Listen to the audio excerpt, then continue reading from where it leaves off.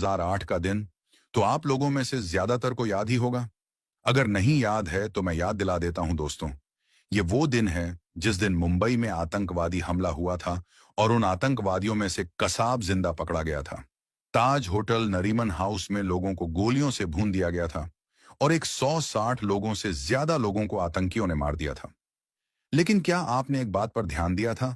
हमले के कुछ दिन बाद ही अजीज बरनी, जो कि एक उर्दू लेखक था, उसने एक किताब लिख भी दी थी और उसका विमोचन भी करवा दिया था। किताब का नाम था आरएसएस की साजिश 26 नवंबर। और विमोचन कौन कर रहा था?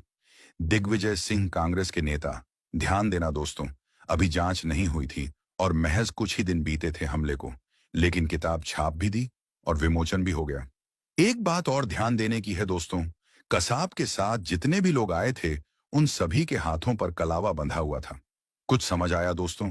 वो तो भला हो तुकाराम ओम्बले जी का, जिन्होंने अपने शरीर पर लगभग 40 गोलियां खाई लेकिन कसाब को जिंदा पकड़ लिया। नहीं तो कांग्रेस ने हिंदुओं और आरएसएस को आतंकवादी बनाने की पटकथा लिख दी थी। अब दोस्तों, ये सोचो कि पाकिस्तान से आतंकवादी आए, ये साबित हुआ और उनके हाथ पर कलावा बंधा था। अब पाकिस्तान ने इससे पहले तो कभी ऐसा नहीं किया था कि आतंकवादियों को कलावा बंधवा कर भेजा हो और किताब का विमोचन कांग्रेस के द्वारा किया जा रहा था। यहां समझने वाली बात यह है कि कांग्रेस और पाकिस्तान का यह रिश्ता क्या कहलाता है।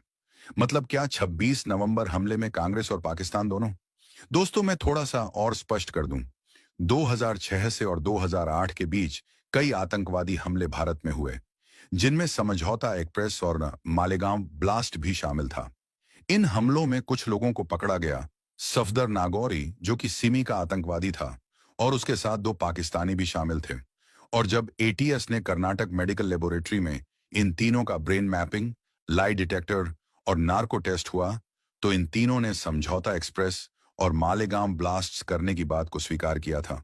और ये बात कुछ साल पहले कर्नाटक मेडिकल लेबोरेटरी के तत्कालीन डायरेक्टर बी मोहन ने मीडिया को बताई थी। लेकिन फिर भी मालेगांव ब्लास्ट में साध्वी प्रज्ञा, कर्नल पुरोहित, जिन्होंने की कई आतंकवादी घटनाओं को कश्मीर में विफल किया था, उनको और एक और ईमानदार मेजर उपाध्याय के साथ 11 लोगों को फंसाया गया और एटीएस में शामिल थे। हेमंत करकरे, जो कि दिग्विजय सिंह उर्फ दिग्गी राजा के बहुत करीब थे, पल पल की जानकारी कांग्रेस नेता दिग्विजय सिंह को देते थे। दूसरे शख्स थे मुंबई के कुछ दिन पहले के कमिश्नर परमबीर सिंह। साध्वी प्रज्ञा एक इंटरव्यू में बताती हैं कि उनको आरोप लगाकर जेल ले जाया गया, जहां उनको निर्वस्त्र करके लगातार 23 दिनों तक बिना गिरफ्तारी दिखाए दिन रात पुरुष पुलिस कर्मियों द्वारा पीटा जाता था। बेल्टों से इतना मारते थे कि मार खाते थे, वो बेहोश हो जाती, पानी डालकर होश में लाया जाता और फिर से पीटा जाता था। ये सिलसिला लगातार 23 दिनों तक चला। उनके शरीर ने काम करना बंद कर दिया था। पूरे शरीर पर बेल्टों के निशान थे और व्हील चेयर पर चलने को मजबूर हो गई थी। इसी तरफ कर्नल पुरोहित, मेजर उपाध्याय और बाकी सभी को पीटा गया और उनसे कहा गया कि वो आरएसएस सर, संघचालक मोहन भागवत, नरेंद्र मोदी और गोरखपुर मठाधीश योगी आदित्यनाथ का नाम लें कि उन्होंने ये ब्लास्ट करवाया है। ये दोनों वही हेमंत करकरे और परमबीर हैं जो 26 नवंबर वाली पटकथा में भी शामिल रहे। परमबीर ने तो महबूब मुजाविर को आरएसएस सर संघचालक मोहन भागवत को गिरफ्तार करके फंसाने का आदेश दिया, लेकिन उसने ये कहते हुए मना कर दिया कि ये काम मैं नहीं कर सकता क्योंकि कोई सबूत नहीं है। इतना कहने पर महबूब मुजाविर की पूरी लाइफ बर्बाद कर दी गई। तभी कांग्रेस नेता पी चिदम्बरम, सुशील कुमार सिंघे ने इसको भगवा आतंकवाद का नाम दिया। कांग्रेस नेता राहुल गांधी विदेश में जाकर बोले कि हिंदू आतंकवाद दूसरे आतंकवाद से बड़ा खतरा है।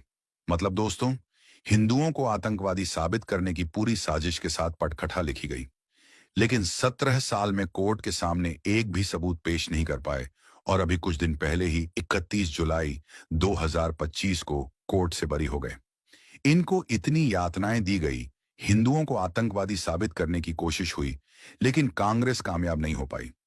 मैं ये नहीं कहता दोस्तों कि मुंबई हमले और मालेगांव ब्लास्ट में पाकिस्तान के साथ साथ कांग्रेस का हाथ था, लेकिन दोस्तों, पाकिस्तान और कांग्रेस का ये रिश्ता क्या कहलाता है?